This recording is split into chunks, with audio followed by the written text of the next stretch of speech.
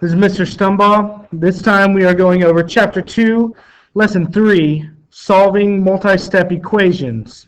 It's very similar to what we've done in 1-5 and 2-2. If you need to go rewatch those videos, that might be beneficial to you. What we have been working with here are one-step equations, where it's something like 11x equals 29. We just do the opposite of what we see to isolate the variable, divide both sides by 11, and in this case it comes out with a funny number because I switched it up a little bit, but we get the idea. This time we have two things that's going on. The equation is 11x minus 4 equals 29. First thing we want to do is we want to find out what part is connected to our variable, what part is not connected to our variable. In this case, we have 11 times x.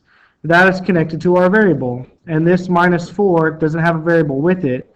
We want to get rid of the stuff that is not connected to the variable first. So let's leave 11x by itself. Put it down here. To get rid of subtract 4, the opposite is to add 4 on both sides. So now we have 11x. This now is 0, and it equals 29 plus 4, which is 33. Rewrite it, 11x equals 33. Now we are back to these one-step equations. Divide both sides by 11, x equals 3. And you can plug it back into this original equation. 33 minus 4 is 29. Step 1, get rid of anything that is not connected to the variable.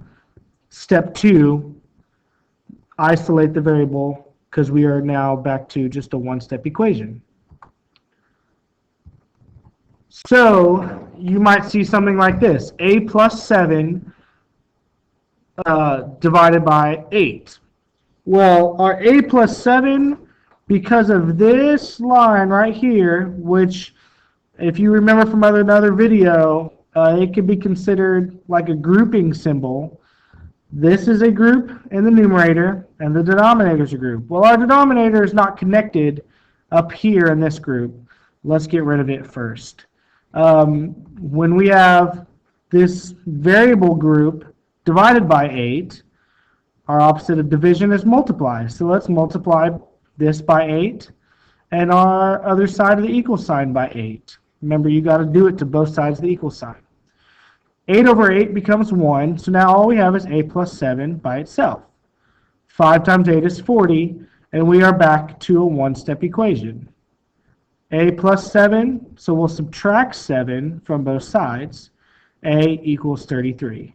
Step 1, get rid of anything that's not connected to the variable. Step 2, isolate the variable using our one-step equations. Saw this one a lot. 2/3 p minus 25 equals 115. 2/3 p, 2/3 times p, that's connected to our variable. This minus 25 is not. Let's get rid of it first. Add 25 to both sides, and we're left with 2/3 p equals 140. I'll tell you this, you can divide by a fraction, because this is 2/3 times p. Let's just divide by 2/3 on both sides. Now that looks really funky, and you're probably wondering what's going on, but guess what? These lovely calculators that you'll be given can do this for you. 140 divided by 2/3. Hit our fraction button. Make sure we arrow over. We hit enter. This says 210. We are dividing by a fraction, and this calculator is going to help us do that. P equals 210. That is exactly what we got. Feel free to use your calculator. Just make sure you know how to do it. Another part of this lesson is talking about consecutive integers. Consecutive integers are any number, and then that number plus 1, that number plus 2, that number plus 3, plus 4, plus 5, on and on and on. So consecutive integers would be like 4, 5, 6, 7, 8, something like that. Because we have 4 as our n, 4 plus 1 is 5, 4 plus 2 is 6, 4 plus 3, 7, 4, 5, 6, 7. Those are consecutive integers.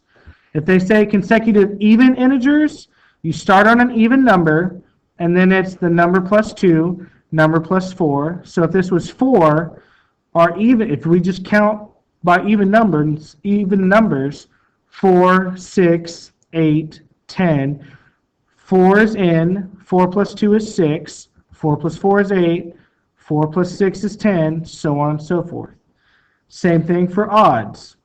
Start on an odd number, that number plus 2, then that number plus 4. So if this was 3, 3 plus 2 is 5, 3 plus 4 is 7, so 3, 5, 7. The next one would be 3 plus 6, which is 9, 3, 5, 7, 9. We're counting in odds. So the problem will say something like, the sum of 3 consecutive odd integers is negative 51. Let's write out what we know. We're going to need 3 numbers. Our starting point plus 2, and our starting point plus 4. And when they say sum, we're adding them all together. Okay? So let's simplify this. We have n plus n plus n, that's 3n.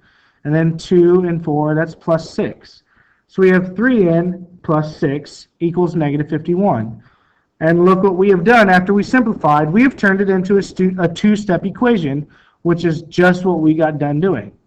So 3n, that's our variable. So the 3 is connected to the variable. This plus 6 is not. Let's get rid of the plus 6.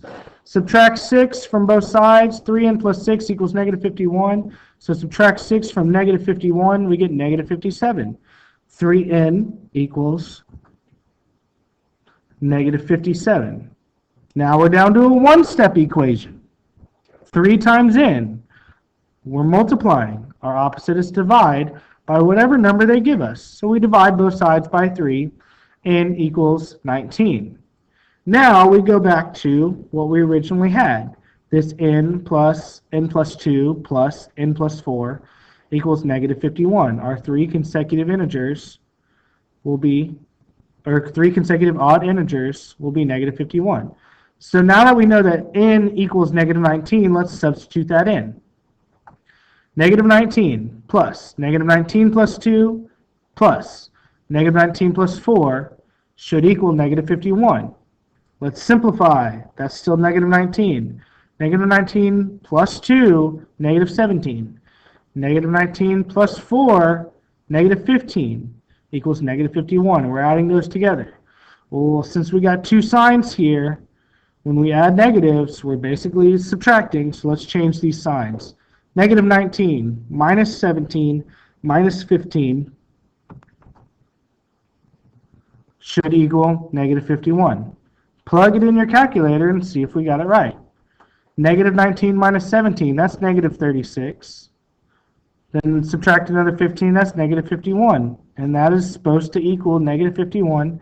Negative 19 is our starting point for our 3 consecutive odd integers.